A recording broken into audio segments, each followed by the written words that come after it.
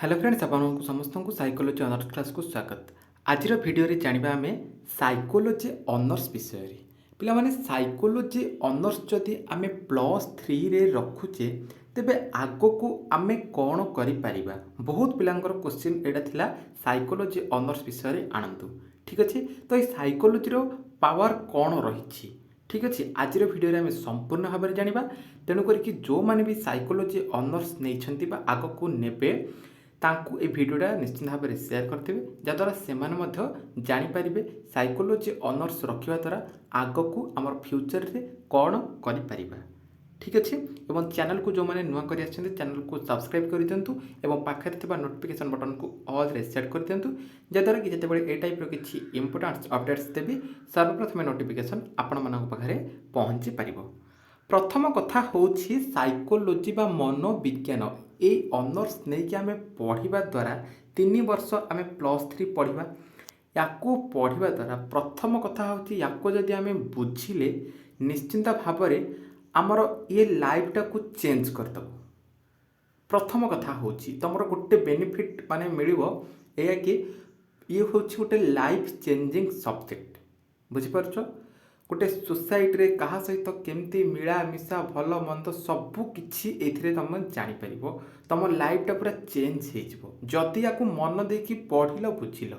बुझिपार ना जब खामखियाली भाव में पढ़िल जापारनी बुझीपारनी ताहले तो तुम उपर किसी इफेक्ट पड़ोनी। आ निश्चित भाव में जब तुम मन ध्यान देकी पाठ पढ़ बुझब तुम उपर जमती इफेक्ट पड़ो आ क्या पड़ोनी। निश्चित भाव में तुम मैंने थे नहीं बुझिकी पाठ को पढ़ी देख तापर जान बुझे। एवं फ्यूचर कथा जब देखा फ्यूचर रे आमे कौन हो पारिबा देखंतु। प्रथम कथा हूँ साइकोलोजी रखिकी आमे गोटे साइकोलोजिस्ट हो पारिबा। साइकोलोजिस्ट तो आजिकल आमर स्कूल मानक जिते सारा प्राइमरी स्कूल हो हाई स्कूल हो साइकोलोजिस्ट दरकार पड़ुछंती, जो माने कि आमर ह्यूमन माइंड उपरे माने रिसर्च करछंती, ह्यूमन माइंड उपरे आमर स्टडी करछंती। तेणु साइकोलोजिस्ट आमे हो पारिबा एवं साइकोलोजिस्ट गोटे बहुत भल जॉब अटे। तापरे आमे देखिबा काउंसलर। काउंसलर मत हो पारिबा। काउंसलर कौन? काउंसलर आमर फैमिली काउंसलर हो, मैरिज काउंसलर, तापर आमर स्कूल काउंसलर। बुझे तो नेक्स्ट जब आम देखा मेंटल हेल्थ काउंसलर, बुझे child abuse counsellor, educational counsellor, विभिन्न प्रकार पोस्ट बाहर काउंसलर पर स्कूल मानक काउंसलर पोस्ट बाहर। तो आम काउंसलर हो पारिबा। नेक्स्ट कौन आसुची? साइकोथेरापिस्ट। साइकोथेरापिस्ट माने कौन? मानसिक रोग विशेषज्ञ आमर जो मैंने रही साइकोथेरापिस्ट आम हो पार, मानसिक रोग विशेषज्ञ हो पार। बुझिपार तापरे रिसर्च साइकोलोजिस्ट हो पार।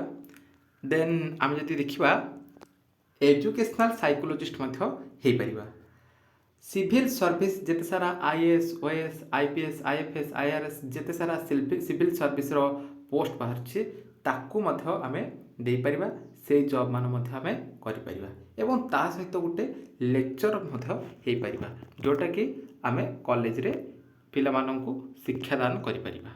बुझिपारछ तो ये हूँ साइकोलोजी साइकोलोजिस्ट हो पार, काउंसलर हो पार, साइकोथेरापिस्ट हो पार, रिसर्च साइकोलोजिस्ट हो पार, सिविल सर्विस प्रिपेयर हो पार, एजुकेशनल साइकोलोजिस्ट हो पार और लेक्चर हो पार। एवं ता सहित तुम जमती कहली ये हूँ गोटे लाइफ चेंजिंग सब्जेक्ट। तुम मैंने थरे यही सब्जेक्ट नियो एवं पढ़, मन ध्यान देकी पढ़, तापर तुम निश्चित भाव में जापर साइकोलोजी प्रकृत में कौ भाया गोटे सब्जेक्ट। बुझे साइकोलोजी नवा द्वारा गोटे पिला निश्चिंत भाव में तार लाइफ रे किछि ना किछि तार चेंज होता है एवं से सत् पथ को आसी थाए। ये हूँ साइकोलोजीर बेनिफिट। परवर्ती वीडियो आपण मानक मु आनिबी फिलोसोफी नवा द्वारा आमर कौन होता है, कौन बेनिफिट मिलता है फिलोसोफी सब्जेक्ट दर्शन शास्त्र। बुझे आज तो आम जानिले मनोविज्ञान विषय में, नेक्स्ट वीडियो आसो दर्शन शास्त्र विषय में। तो वर्तमान वीडियो एतिकी देखा आउ एक वीडियो रहिले। नमस्कार।